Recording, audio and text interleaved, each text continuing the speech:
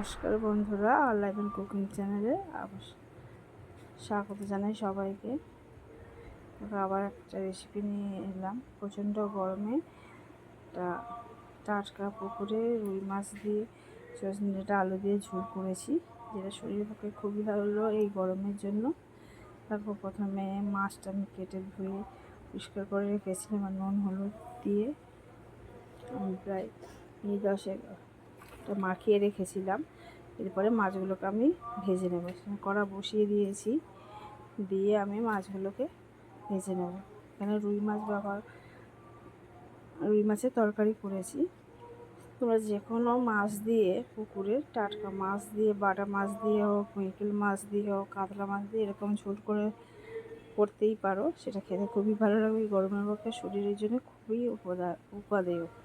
দেখো, মাছ এখানটা আমি পুরো মাছটা রান্না করিনি, কয়েক পিস রান্না করেছি। আর যেগুলো ভেজেছি তাও সব মাছ আমি এখানে তরকারিতে দিইনি, কারণ আমার মেয়ে ভাজা খাবে বলেছিল। প্রথমে যে মাছগুলোকে দিয়েছি, দেখো সেই মাছগুলোকে আমি ভেজে তুলে নিচ্ছি। বাকি এবার দেখো, একটা মাছের মাথাটা আর একটা বাটা মাছ ছিল, সেই বাটা মাছ আর একটা পিস ভেজে নেব।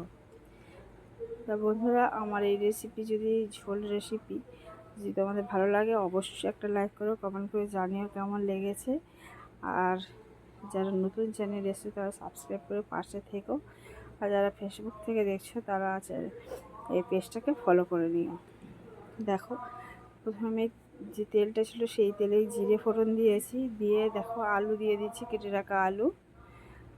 ব্যাকগ্রাউন্ডে আওয়াজ হচ্ছে বন্ধুরা, পুজো হচ্ছে, সেই কারণে। আলুটা আমি ভেজে নিয়েছি, ভালো করে ভাজতে হবে।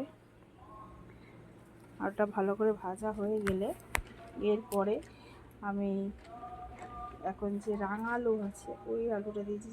জানোই রাঙা আলু পেট ঠান্ডা করতে খুবই সাহায্য করে, সেই কারণে এমনি আলুর সঙ্গে কিছুটা আমি রাঙা আলু দিয়েছি। রাঙা আলুগুলোকেও বড় বড় করে কেটে নিয়েছি, নিয়ে আলুর সঙ্গে প্রায় মিনিট দিয়ে এটাকে ভেজে নেব। খুব ভাজা হয়ে গেছে। এবার দেখো, সজনে ডাঁটা যে কেটে রেখেছিলাম সেটা দেখিয়ে দিচ্ছি, সেটাকেও দিয়ে দিলাম। দিয়ে সজনে ডাঁটাগুলোকেও একইভাবে ভেজে নেবো আলু আর রাঙা আলুর সাথে।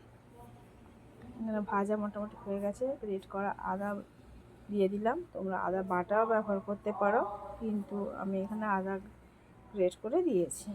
দেওয়ার পরে আদাটাও মিনিট 2 মতো এই সবজির সঙ্গে ভেজে নিতে হবে। দিয়ে কুচি রাখা টমেটোগুলোকে দিয়ে দিচ্ছি। এখানে একটা টমেটো ব্যবহার করেছি। টমেটোটাকে দেওয়ার পরে আরও মিনিট 2 ভাজার পরে দেখো হলুদ গুঁড়ো দিলাম, সামান্য লঙ্কা গুঁড়ো দিয়েছি।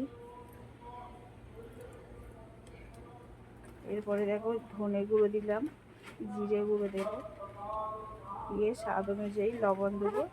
দিয়ে আবার মশলার সঙ্গে সবজিগুলোকে খুব ভালো করে আমি ভেজে নেব। আর যাতে সবজিটা পুড়ে না যায় সামান্য জলও দিয়েছি। দিয়ে একটু ভালো করে ভাজতে হবে সবজির সঙ্গে মশলাগুলোকে, যাতে মশলাগুলোর গুণ সবজির মধ্যে সহজেই চলে যেতে পারে। তা বন্ধুরা, এই গরমের সময় এই ঝোলটা তোমরা অবশ্যই বাইরে করে কেউ দেবে, খুবই ভালো লাগবে গরম ভাতের সঙ্গে। আর অন্য কিছুর দরকারই হবে না, এমনকি বাচ্চারাও খেতে খুবই পছন্দ করবে। দেখতেই পাচ্ছি এখানে মোটামুটি একটু ভাজাটা কমপ্লিট হয়ে গেছে। এবার আমি জল দিয়ে দিচ্ছি। যেহেতু ঝোল হবে সেহেতু মোটামুটি একটু জল একটু বেশি দিতে হবে, কেননা গরমে যা পড়ছে তাতে এইরকমভাবে ঝোল খেলে শরীরের পক্ষে খুবই ভালো। দেখো আমি জল দিয়ে দিয়েছি। এবার দেখো সবজিটা ফুটে গেছে। এবার আমি দেখে নিলাম আলুটা অনেকটা সিদ্ধ হয়ে গেছে, সবজিগুলো প্রায় সিদ্ধ হয়ে এসেছে। কিছুক্ষণ ফোটার পরে দেখো মাছগুলোকে আমি দিয়ে দিচ্ছি। আগেই বলেছি আমি সব মাছগুলোকে দিইনি, এখানে একটা মুড়ো আর 3টে দাগা দিয়েছি, বাকি বাটা মাছ আর 2টো দাগা রেখে দিয়েছি, আমার মেয়ে ভাজা খাবে বলেছিল বলে। মাছটা দেওয়ার পরে আমি আরও মিনিট 2 থেকে 3 মিনিট আমি এটাকে ফুটিয়ে নেবো, যাতে মাছের পুরো ফ্লেভারটা ঝোল আর সবজির মধ্যে সহজে চলে যেতে পারে। বন্ধুরা, এরকমভাবে অবশ্যই বাড়িতে গরমের সময় এই সবজি দিয়ে মাছের ঝোল করে খেতে ভালো লাগে। এবার হয়ে গেছে, আমি নিভিয়ে দিচ্ছি বা নামিয়ে নিচ্ছি। দেখো, তাহলে আজকের রেসিপি এই পর্যন্ত। আবার নতুন রেসিপি নিয়ে চলে আসবো। ততক্ষণ ভালো থেকো, সুস্থ থেকো।